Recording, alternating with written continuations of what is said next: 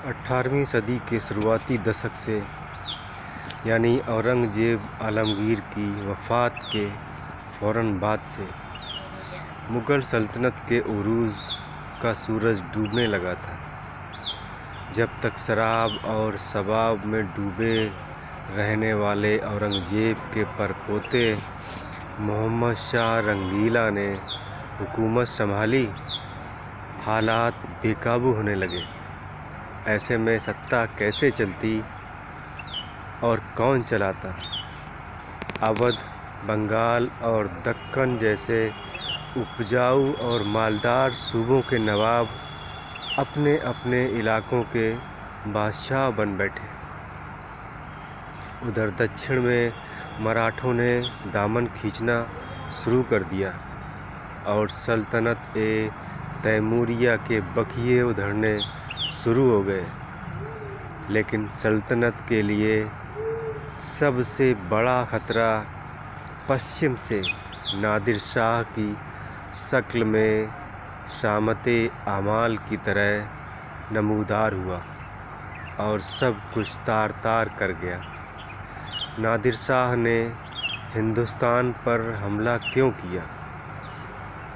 शफ़ीकुर रहमान ने अपनी शाहकार तहरीर तुझके नादरी में इसकी कई वजहें बयान की हैं। मसलन हिंदुस्तान के गवैये नादराना धीम धीम करके हमारा मजाक उड़ाते हैं, या फिर ये कि हम तो हमला करने नहीं बल्कि अपनी फूफी जान से मुलाकात करने आए थे।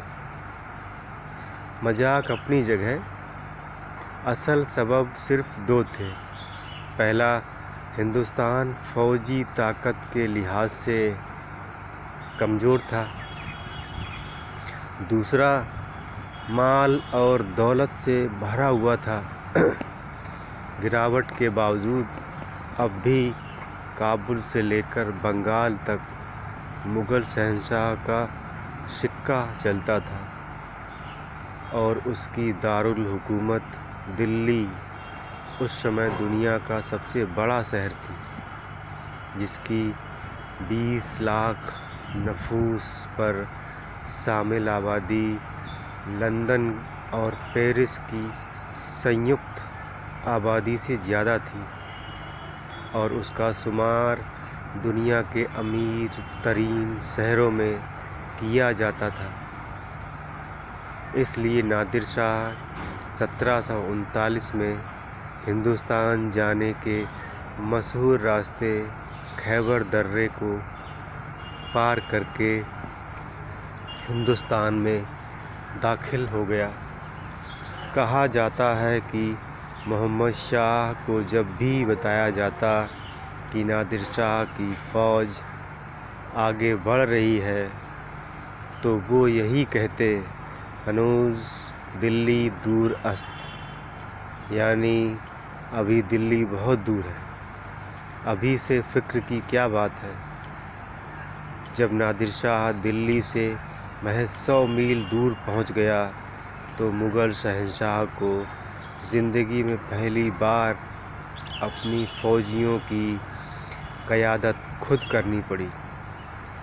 यहाँ भी हालात ऐसे कि उनके लश्कर की कुल तादाद लाखों में थी, जिसका बड़ा हिस्सा बावर्चियों, संगीतकारों, कुलियों, सेवकों, खजांचियों और दूसरे नागरिक कर्मचारियों का था, जबकि लड़ाका फ़ौज 1 लाख से कुछ ही ऊपर थी।